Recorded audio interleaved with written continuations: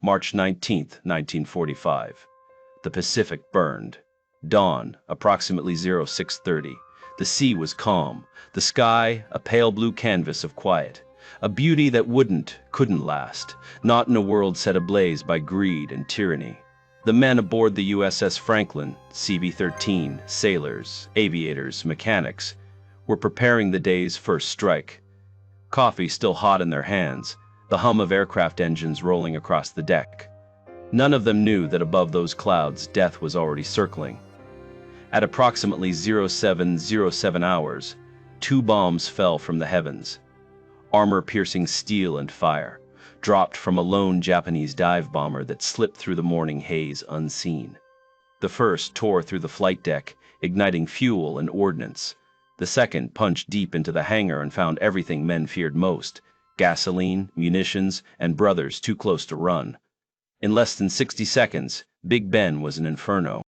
Planes exploded where they sat. Men were blown into the sea. Others ran toward the flames, dragging wounded through corridors of fire. Some called her doomed. But the men of the Franklin would not see her die without a fight. The Franklin refused to sink. This is her story. Of the ship that burned, bled, and somehow came home. Of the men who fought a battle against the oldest enemy of every sailor, fire itself. The USS Franklin, CB-13, 13th of the mighty Essex-class carriers, laid down in Newport News, Virginia, December 7, 1942, 1 year to the day after Pearl Harbor. Fate has a cruel sense of humor. No one had conceived of a ship so powerful before the opening shots of the war. But by the time she joined the fleet in 1944, Big Ben was among the most modern and deadly ships afloat. 27,000 tons of American steel. Her decks carried nearly 100 aircraft, Hellcats, Avengers, Corsairs, engines of vengeance for the men and women lost at Pearl. Her sailors called her Big Ben for the sound her engines made at full power, a deep, rolling thunder that shook the sea. They were proud of her. All Americans were. She'd fought hard through the Marianas, struck the Philippines, hit Luzon and Formosa. She'd been blooded, and she'd come through swinging. By early 1945, her crew were veterans, a mix of farm boys, factory hands, and city kids, welded together by months of war and salt air. A crew that was truly all-American. They were young, most not yet 25, but they knew the rhythm of flight ops, the smell of aviation fuel, and the heavy stillness that came before the next launch. They believed they'd seen the worst the Pacific could offer. They were wrong. The sea, and the enemy, still had lessons to teach.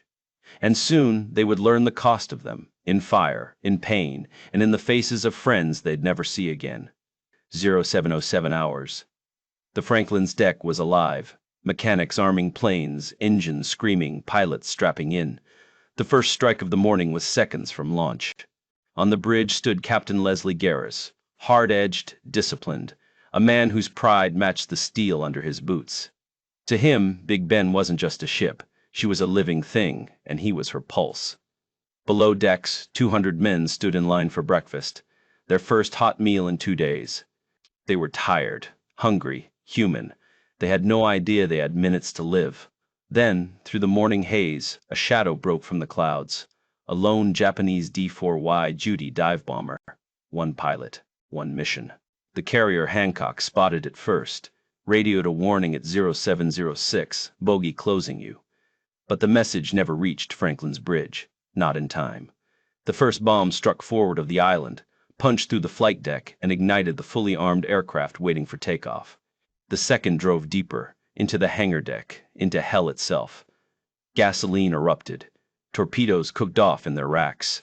100,000 gallons of aviation fuel poured across steel decks, and fire found it all. The sky went black. The sea boiled with smoke and flame. Garris didn't flinch. On the bridge, glass shattered and paint blistered, but his voice still carried, shouting orders through the inferno. We will not abandon ship. Below decks, chaos. Men crawled through corridors glowing orange, metal melting overhead, ammunition lockers detonating one by one. Each explosion, another heartbeat of hell. In the engine spaces, Lieutenant Donald A. Gary, the ship's engineering officer, fought through smoke and collapsing bulkheads to reach trapped men. Hundreds sealed below by fire. He tore open hatches, led them through the dark, one group at a time, until 300 sailors reached daylight again.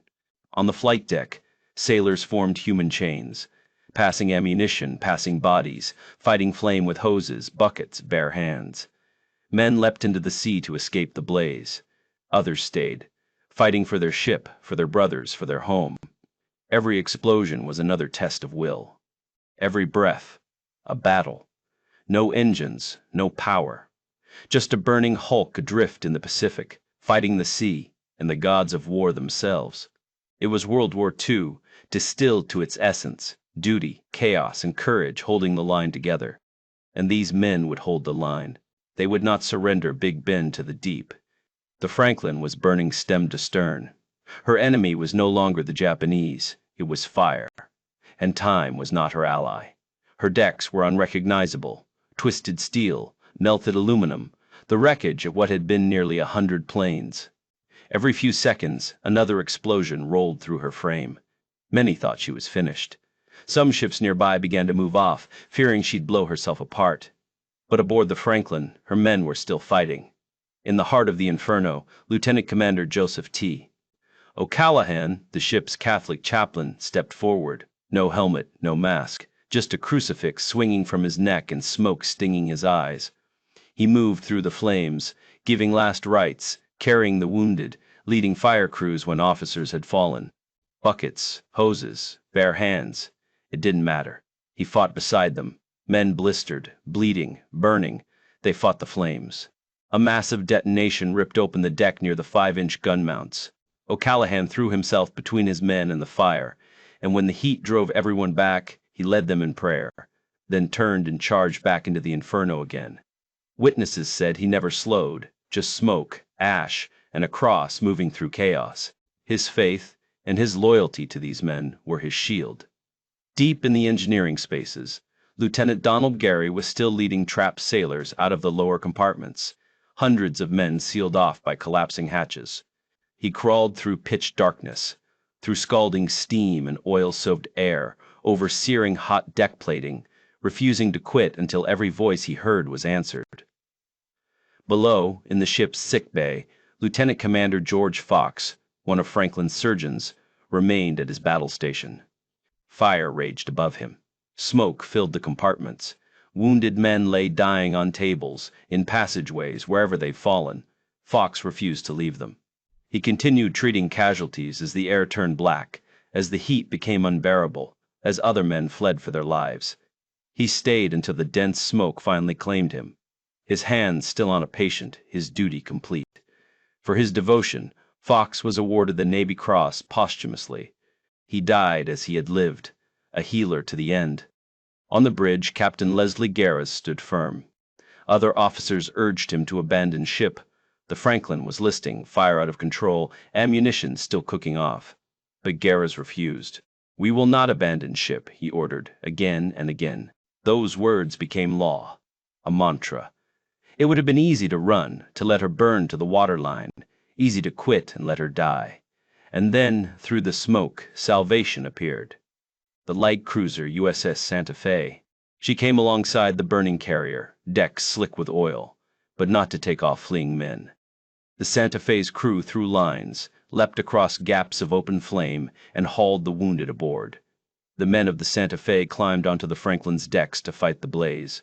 Then came the heavy cruiser, USS Pittsburgh, Captain John Gingrich commanding.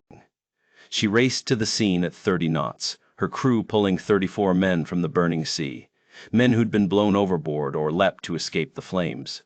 Pittsburgh performed an extraordinary feat of seamanship, securing a tow line to the flaming carrier while under threat of additional attack.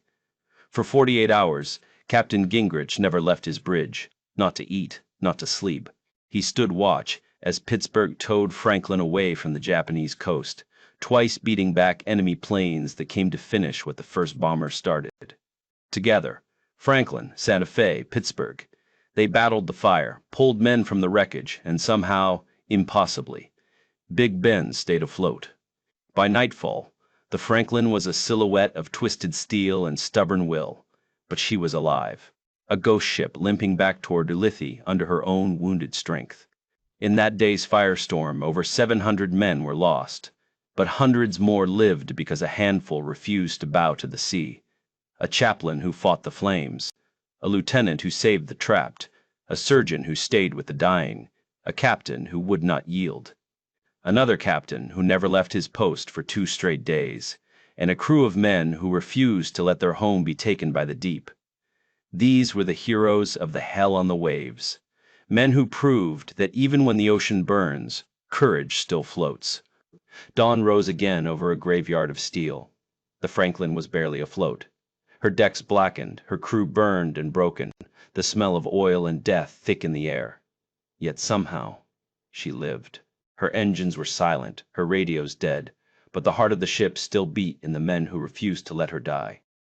Through smoke and silence, the light cruiser USS Santa Fe held the line beside her, pulling survivors, dousing flames, refusing to leave her side. The heavy cruiser Pittsburgh maintained the tow, Captain Gingrich still on his bridge, eyes locked forward, willing his ship and Franklin both toward safety. Slowly, painfully, Big Ben began to move again. Against all odds, she turned her bow toward home. 50 miles off Japan, crippled, burning, the Franklin limped away from the war that tried to claim her. By the next day, her engineers had raised steam in one boiler. Her heart began to beat again. At 12:30 on March 20th, she cast off Pittsburgh's tow and continued under her own power. She would sail home alone. Pittsburgh turned to rejoin the fleet. When she reached Ulithi, sailors from other ships lined the rails and saluted. They called her the ship that wouldn't die. In the weeks that followed, the world learned what her men had done. How a chaplain fought the flames with nothing but faith. How a lieutenant pulled hundreds from the dark. How a surgeon refused to abandon the dying. How a captain would not surrender to anything, man, sea, or fire. For their courage, Lieutenant Commander Joseph T. O'Callaghan and Lieutenant Donald Gary were awarded the Medal of Honor, the first Navy chaplain and one of the few engineers ever to receive it. Lieutenant Commander George Fox received the Navy Cross. 21 Navy Crosses and 26 Silver Stars were awarded in total for that day's actions. But medals don't measure what was lost. 724 men were killed, 265 wounded, 389 rescued from the sea, and the Franklin herself, battered, scarred, defiant, returned to Pearl Harbor under her own power. She continued on to Brooklyn, New York, arriving April 28th. She would never fight again. But her legacy, and that of her crew, outlived the fire. Big Ben was proof that courage can outlast catastrophe, that even when surrounded by fire, when the world turns black and hope burns away, the human spirit can still rise. I'm Cole Braddock. Call me Gage. And this was the day the ship that wouldn't die came home. Remember them. Let's remember together, always,